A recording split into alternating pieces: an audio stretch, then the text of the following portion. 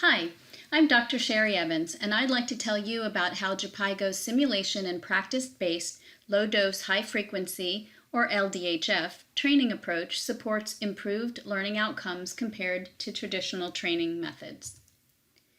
So why does this matter to you?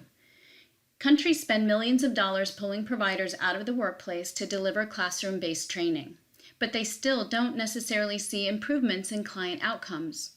What you see on this screen demonstrates that this approach saves lives. Look at this reduction in combined stillbirth and early newborn deaths when this approach was applied in 125 facilities in 12 districts in Uganda. Not only did we have a 17% reduction in postpartum hemorrhage and a 47% reduction in retained placenta, we had a 34% reduction in fresh stillbirth and 62% reduction in newborn mortality within 24 hours across those 125 facilities. So let's start by defining low-dose high-frequency training. Low-dose high-frequency training is a simulation and practice-based capacity-building approach that occurs in the workplace and promotes maximal retention of clinical knowledge, skills, and attitudes through short targeted learning, which is spaced and repeated with ongoing practice at the job site. Is your country using or planning to use an LDHF approach to training? If so, you need to ask yourself these questions to make sure your approach includes the key LDHF principles.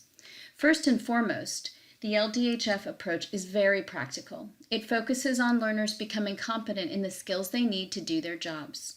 This eliminates nice to know and keeps the focus on need to know. LDHF is simulation and practice-based. By using simulations and case-based exercises, learners get relevant, targeted practice in actually performing the skills. This is most effective form of training. Rather than receiving a large bolus of new or updated information, which can be challenging to absorb all at once, learners are provided repeated, appropriately spaced, short periods of training. The training learners receive is reinforced with structured but brief, ongoing practice on the job site. This piece is critical. Remember the results I showed from the Saving Lives at Birth Uganda project? Here's an example of how that low-dose, high-frequency approach was implemented. In Jhpiego's Helping Mothers Survive, or HMS program, learners received training on the clinical subject. In this case, postpartum hemorrhage in the Bleeding After Birth module. This training is held at the learner's job site, which means they won't have to leave their job site in order to receive training. After the initial one-day training session, weekly practice sessions are held. This greatly reinforces learning by providing learners actual experience in doing the work in question. The length of practice and number of sessions varies by clinical topic. High criticality but low frequency skills, placement of uterine balloon tamponade, for example, may require more practice than active management of third stage of labor, which providers are actually doing with every birth. The engagement of the entire team in the training sessions seems to have helped make a difference in provider practice behaviors in the Uganda project. To increase the effectiveness of the training even further, one or preferably two providers from the facility are invited to take the role of coordinating this practice. In HMS, we call this the clinical mentor. Peer practice coordinator is another name we've used.